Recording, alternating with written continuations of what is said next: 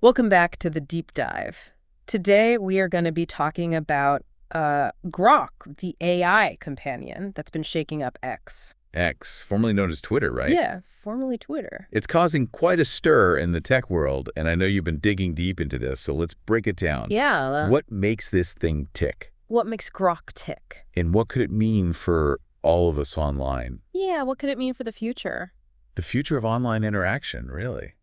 Well, and I think one of the most interesting things about this is it's not just another standalone AI tool. Right, that's what's so fascinating about Grok. Yeah. We're not just talking about another, chatbot that you open up on your phone. Exactly. It's not like ChatGPT. It lives within X. It's designed to be deeply integrated with X. Right. So it's processing information in real time, Yeah. and it's becoming like a dynamic part of the platform itself. It's constantly learning and evolving along with the platform. Yeah, and it's a pretty bold departure from how we're used to interacting with AI, right? I think so, yeah. Elon Musk's vision with XAI Right. seems to be less about creating another chatbot and more about weaving AI into the very fabric of our digital lives. Yeah, and from what I've been reading, it's not just passively observing either. Right. It's designed to actively engage with this constant stream of information on X.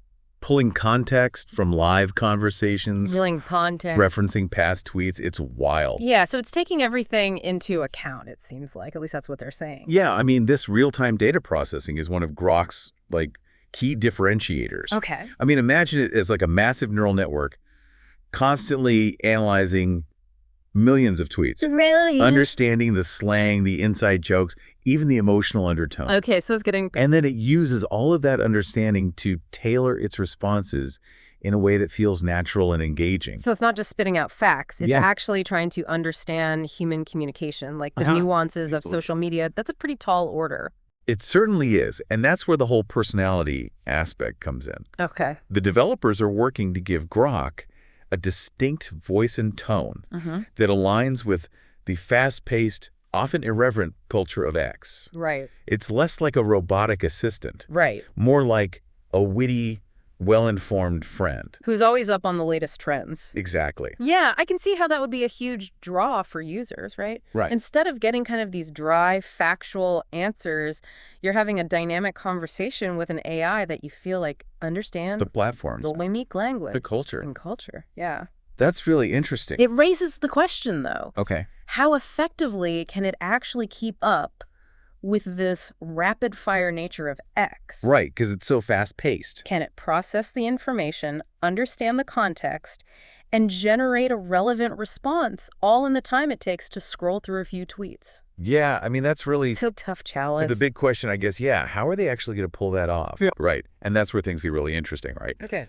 Early reports suggest that Grok isn't just keeping up. Uh-huh. It's actually exceeding the performance of some of its competitors Wow, okay. in terms of both speed and accuracy So they're saying it's faster and more accurate than than some of the other big players out there. some of the big players. Wow, that's impressive. It seems they've managed to strike this balance between speed and comprehension, Oh, okay. which is technically a remarkable feat. Right, Remember, we're talking about something very different from ChatGPT, right, which excels at crafting long-form content. right. Yeah. Grok is optimized for the kind of short, punchy communication that defines X. Right. It's like, it's got to be quippy. It's got to be... It's like the difference between writing a novel and composing a perfect, meme-worthy tweet. Yes, that's a really good way to put it. That's a great analogy. And that focus seems to be paying off because I'm reading that investors are really excited about Grok's potential. Oh, really? They see it as a possible game changer in the world of online interaction. Investors are usually pretty savvy. They are. And the fact that they've managed to attract significant investment so quickly, despite how crowded the AI landscape is right now, Right. speaks volumes about the confidence in Grok's technology Yeah. and Elon Musk's vision for XAI. It makes you wonder, though, what exactly are these investors seeing? Right. What's got them so enthusiastic about Grok's potential? I think they see the potential for Grok to fundamentally alter Okay. how we interact with information and each other online. Okay. Imagine this. Okay. You're scrolling through your X feed, and Grok can instantly summarize a complex news story, Oh, wow. pull up relevant data visualizations, or even help you craft a witty reply to a trending topic. So it's like having a personalized research assistant and social media guru All rolled into one. rolled into one, constantly working behind the scenes to enhance your online experience. Right, and that's just the beginning. Okay. What happens when we move beyond text? Right. Could Grok analyze images and videos? Oh, okay. Could it provide real-time fact-checking Okay. or offer alternative viewpoints on controversial topics?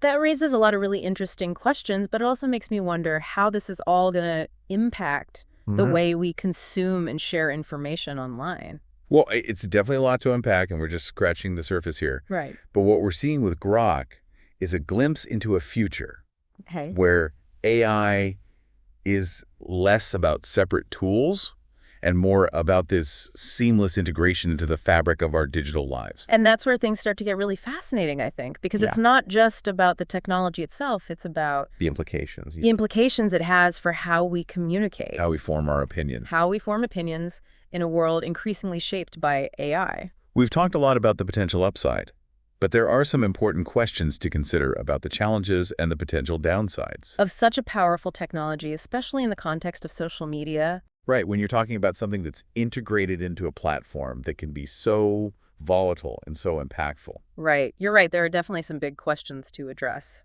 When it comes to the ethical implications of an AI that's constantly learning and evolving from the data it's fed. And we'll dive into those right after this quick break. Okay, so we spent the last segment talking about all the really cool and exciting things that Grok can do. Some pretty mind-blowing potential, right? Yeah, but as we were just saying before the break, there's another side to all of this. Right, we can't just ignore the potential pitfalls. Yeah, because it's not all sunshine and roses.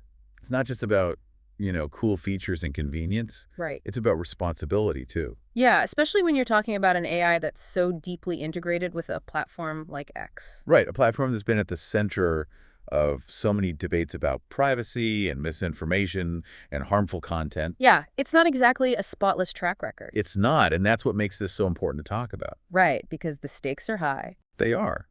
And when you consider the sheer volume of data that Grok is processing, It's a little overwhelming when you think about it. it really is. We're Yeah. talking about a constant stream of personal opinions, beliefs, potentially even sensitive information. That's a lot of data. It is. And it raises questions about data security, privacy. How can we be sure that Grok isn't capturing information? Right, like stuff that people haven't explicitly consented to sharing. Exactly. And how do we ensure that that data isn't being used for purposes beyond what users intended? Right, like I was reading that Grok can analyze user sentiment. Yeah, that's one of its capabilities. But could that be used to, like, target advertising in a way that feels creepy or manipulative? That's a valid concern. Yeah. The line between personalization and invasion of privacy Right. can get very blurry. Especially when you're talking about an AI that's constantly analyzing our behavior and preferences. And then there's the potential for misuse. Oh, right, yeah. Plus, to stop Grok from being used to spread misinformation or amplify harmful content. Yeah, because we've already seen how easily false information can go viral. Exactly. And adding an AI into the mix Yeah. could potentially make the problem even worse. So what can be done about that? Well, XAI needs to be transparent Okay. about the safeguards they're putting in place. Right, like how are they preventing this thing from becoming a tool for manipulation or propaganda? That's the key question, right? Yeah. It's not enough to just say, don't worry, we've got this covered. Right. They need to show their work, so to speak.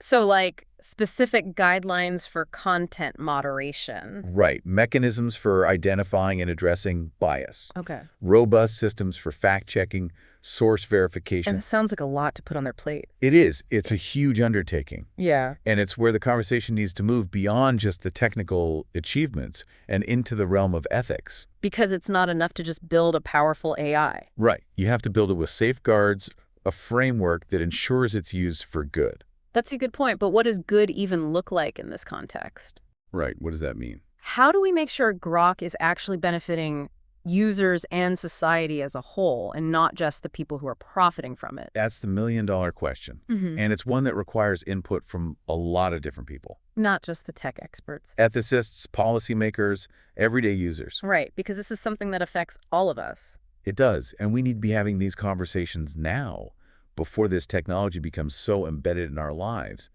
that it's almost impossible to disentangle. We can't just wait and see what happens. No, we need to be proactive, Be asking the tough questions. demanding transparency from companies like XAI, holding them accountable for the choices they make. And speaking of accountability, what about the investors? Right, the people who are pouring money into this technology. They're betting big on Grok's potential. They are, but what about their responsibility to ensure that this revolution actually benefits humanity? Right, because it's not just about profits. It's not. They have a moral obligation to consider the potential societal impact of the technologies they're funding. Absolutely. Investing in AI isn't just about financial returns. It's about shaping the future. And we want to make sure that future is a good one, A future where AI is used to empower humanity. not exploit it. Exactly. Well, it definitely feels like we're at a turning point here. I think we are. The choices we make today Are going to have big consequences. for years to come. Grok is a powerful reminder that we can't just sit back and watch this happen. We need to be informed, Engaged, willing to speak up, demand transparency and accountability. and be actively shaping the ethical framework that will guide the future of AI. So we've talked about the potential risks, We have. but let's not forget that AI also has the potential for immense good. That's true. There are some exciting possibilities, particularly in areas like education, accessibility. Right, let's shift gears a little bit and explore some of those positive applications. Okay, let's do it. So we just spent the last little bit talking about some of the things that worry us with this new AI, Grok, and all of the data it has access to. Yeah, I mean, there's some real concerns there, but I think it's important to remember that technology itself isn't inherently good or bad. Right. It's all about how we use it. Yeah, like a hammer can be used to build a house or it can be used as a weapon. Exactly. It really depends on the person who's wielding it and their intentions. And with AI, I think we're just starting to scratch the surface of what's possible, both the good and the bad. Right. And speaking of the good, we were just about to dive into some of the potential positive applications of Grok, particularly in areas like education and accessibility. Yeah, I'm really excited to talk about this. So let's start with education. Where do you see Grok making the biggest impact? Well, I think one of the most transformative applications could be in personalized learning. Okay. Imagine a world where every student has access to an AI tutor like Grok that's available 24/7. Oh, wow. That's kind of like having a teacher in your pocket all the time. That could be incredible for students who maybe struggle in traditional classroom settings or who learn at a different pace. Exactly. Grok could adapt to each student's individual learning style and pace. Okay. It could identify areas where they need more help, provide targeted feedback, even create custom learning materials. That would free up teachers to focus more on the human aspects of teaching, like mentoring and fostering creativity. Absolutely. It's not about replacing teachers. It's about augmenting their abilities and giving them more tools to support their students. Right, because at the end of the day, there's still no substitute for that human connection. Absolutely. And that's something we need to keep in mind as we integrate AI into education. Now, what about accessibility? How could Grok help people with disabilities?